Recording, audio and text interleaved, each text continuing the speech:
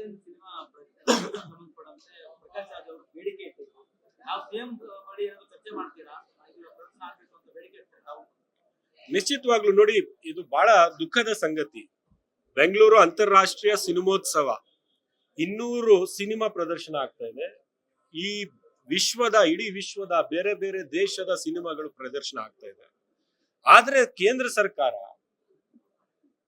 Particularly ಫಲಸ್ತೀನಿನ cinema ಪ್ರದರ್ಶನ ಆಗಬಾರ್ದು ಅಂತ ಒಂದು ನಿರ್ಬಂಧ ಹಾಕಿರ್ತಕ್ಕಂಥದ್ದು ಅದು ಸರಿಯಲ್ಲ. ಯಾಕೆ ಹಾಕಿದ್ದಾರೆ ಅಂತ ನಮ್ಮ ಪ್ರಶ್ನೆ. ಯಾಕಂದ್ರೆ ಎಕ್ಸ್ಪ್ಲನೇಷನ್ ಕೊಡ್ಬೇಕಲ್ಲ, ಯಾಕೆ ಹಾಕಿದಿರಿ? 200 ಸಿನಿಮಾ 60-70 ದೇಶದ ಸಿನಿಮಾ ಪ್ರದರ್ಶನ ಆದಾಗ ಫಲಸ್ತೀನ್ ಅವರು ಯಾಕೆ ನಮ್ಮ ಬೆಂಗಳೂರಿನ ಅಂತಾರಾಷ್ಟ್ರೀಯ ಫಿಲ್ಮೋತ್ಸವದಲ್ಲಿ ಪ್ರದರ್ಶನ ಮಾಡಬಾರ್ದು?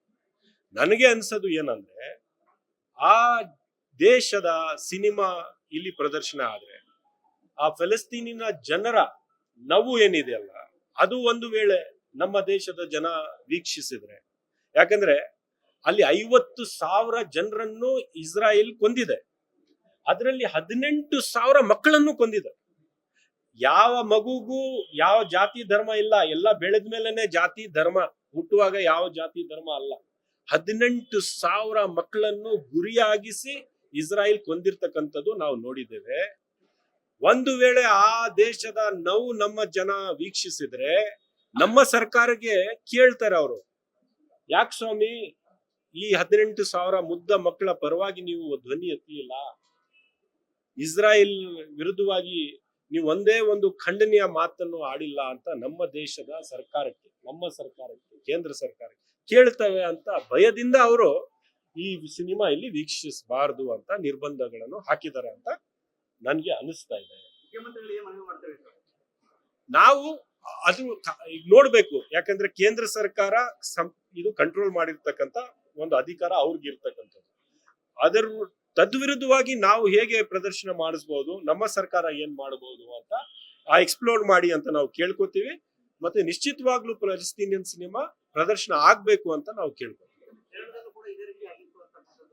ಕೇರಳದಲ್ಲೂ ಕೂಡ ಅವರು ಇದೇ ರೀತಿ ಫಲಸ್ತೀನಿಯನ್ ಸಿನಿಮಾ ನಿರ್ಬಂಧ ಹಾಕಿದ್ದಾರೆ. ಕೇರಳ ಫಿಲ್ಮ್ ಫೆಸ್ಟಿವಲ್ ಅಲ್ಲಿ ಅಲ್ಲೂ ಕೂಡ ಎಲ್ಲ ಸಿನಿಮಾ ವೀಕ್ಷಣೆ ಮಾಡ್ಸಕ್ ಆಗಿಲ್ಲ, ಒಂದೇ ಒಂದು ಸಿನಿಮಾ ಏನೋ ಅವರು ಪ್ರದರ್ಶನ ಮಾಡಿದ್ದಾರೆ ಅಂತ ಗೊತ್ತಾಗಿದೆ. ಅದೇ ಮಾದರಿಯಲ್ಲಿ ನಾವು ಕೂಡ ನಮ್ಮ ಸರ್ಕಾರ ಮಾಡಬೇಕು ಅಂತ ನಾವು ನಮ್ಮ ಸರ್ಕಾರಕ್ಕೆ ಆಗ್ರಹಿಸ್ತೀವಿ, ನಿಶ್ಚಿತವಾಗ್ಲೂ ಆಗ್ರಹಿಸ್ತೀವಿ. ಹೌದು, ಏನಾದ್ರೂ ಒಂದು ಮಾಡಬೇಕು, ಇದು ತಡಿಬಾರದು ಅಂತ ನಾನು ಬಹಳ ಯಾಕಂದ್ರೆ ಆ ಫಲಸ್ತೀನಿನ ಜನ ಮೊದಲೇ ನೋವಲ್ಲಿದ್ದಾರೆ. ಅದರಲ್ಲಿ ಒಂದು ಸಿನಿಮಾ ಮಾಡಿದ್ರು ಅದು ಪ್ರದರ್ಶನ ಮಾಡೋದಕ್ಕೆ ಬಿಡೋದಿಲ್ಲ ಅಂದ್ರೆ ನಮ್ಗೆ ಫಲಸ್ತೀನಿನ ಜನರಿಗೆ ಏನಾದ್ರೂ ವೈರತ್ವ ಇದೆಯಾ? ನೋಡಿ, ನಮ್ಮ ದೇಶದ ಇತಿಹಾಸ ಏನಿತ್ತು ಅಂದ್ರೆ, ಹಿಂದೆ ಇವತ್ತಿರ್ತಕ್ಕಂಥ ಆರ್ಥಿಕ ಬಲಿಷ್ಠ ಶಕ್ತಿ ನಮ್ಗಿರ್ಲಿಲ್ಲ. ಆ ಕಾಲದಲ್ಲಿ ನ್ಯೂಕ್ಲಿಯರ್ ಪವರ್ ನಾವು ಇರ್ಲಿಲ್ಲ. ಇವತ್ತಿರ್ತಕ್ಕಂಥ ಸೈನ್ಯದ ಬಲ ಇದೆಯಲ್ಲ, ಬಲಿಷ್ಠ ಸೈನ್ಯದ ಬಲ ಭಾರತ ದೇಶ ಅವಾಗ ಇರ್ಲಿಲ್ಲ. ಅಂದು ಕೂಡ ಭಾರತ ದೇಶದ ಗೌರವ ಅಷ್ಟೇ ಇತ್ತು. ಇಡೀ ಪ್ರಪಂಚದ ಜನ ಭಾರತ ದೇಶಕ್ಕೆ ಮನುಷ್ಯತ್ವದ ಮೌಲ್ಯದ ಮೇಲೆ ನಡೀತಾ ಇರ್ತಕ್ಕಂಥ ದೇಶ ಅಂತ ಗೌರವಿಸ್ತಾ ಇದ್ರು. ಮಹಾತ್ಮ ಗಾಂಧಿ ಈ ದೇಶದ ರಾಯಭಾರಿ ಅಂತ ಗೌರವಿಸ್ತಾ ಇದ್ರು. ಅಂತ ದೇಶ ಇವತ್ತು ಫಲಸ್ತೀನಿನ ಸಿನಿಮಾ ನಮ್ಮ ದೇಶದಲ್ಲಿ ಪ್ರದರ್ಶನ ಆಗ್ಬಾರ್ದು ಅಂತ ಆ ದೇಶದ ಸರ್ಕಾರ ಇವತ್ತು ಹೇಳಿದ್ರೆ ಇಡೀ ಪ್ರಪಂಚಕ್ಕೆ ಬೇರೆ ಸಂದೇಶ ಹೋಗುತ್ತೆ. ಅದು ಹೋಗ್ಬಾರ್ದು. ಸರ್ಕಾರ ನೀವು ಯಾರ ಪರ ಆದ್ರೂ ಇರ್ಲಿ, ಈ ದೇಶದ ಜನ ಮನುಷ್ಯತ್ವದ ಪರ ಇದ್ರು ಇವತ್ತು ಕೂಡ ಇದ್ದೇವೆ, ಮುಂದೆನೂ ಕೂಡ ಇರ್ತೇವೆ ಅಂತ ನಾನು ಹೇಳಕ್ ಬಯಸ್ತೇನೆ. ಇಲ್ಲ, ಅವ್ರಿಗೂ ಎಲ್ಲ ಗೊತ್ತಿದೆ. ಆದ್ರೆ ಈ ಫಲಸ್ತೀನಿನ ವಿರುದ್ಧ ಇಸ್ರಾಯೇಲಿನ ದಾಳಿಯಲ್ಲಿ ಅವ್ರು ಮೌನವಾಗಿದ್ರು. ಕೇಂದ್ರ ಸರ್ಕಾರ ಇಸ್ರಾಯೇಲ್ ಪರ, ಅಮೆರಿಕ ಪರ ಒಂದು ರೀತಿ ಶರಣರಾಗಿದ್ರೋ ಏನೋ ಗೊತ್ತಿಲ್ಲ ನನಗೆ.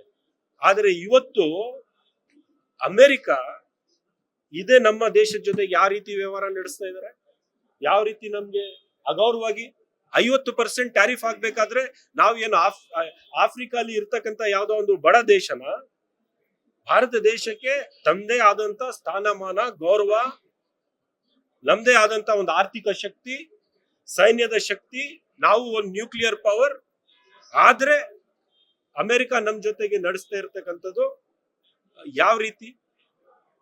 ಅದಕ್ಕೆ ಖಂಡಿಸಿದು ನಮ್ಮ ದೇಶದ ಸರ್ಕಾರ, ನಮ್ಮ ಕೇಂದ್ರ ಸರ್ಕಾರ ಖಂಡಿಸಿಲ್ಲ ಅಂದ್ರೆ ಏನು ಅದಕ್ಕೆ ಸಂದೇಶ ಹೋಗುತ್ತೆ?